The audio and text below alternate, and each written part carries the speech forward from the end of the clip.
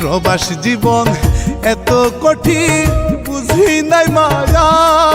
গে মাগো আমায় পাঠাইলা কোন দেশে মাগো আমায় পাঠাইলা কোন দেশে প্রবাস জীবন এত কঠিন বুঝি নাই মায়া গে মাগো আমায় পাঠাইলা কোন দেশে মাগো আমায় পাঠাইলা কোন দেশে।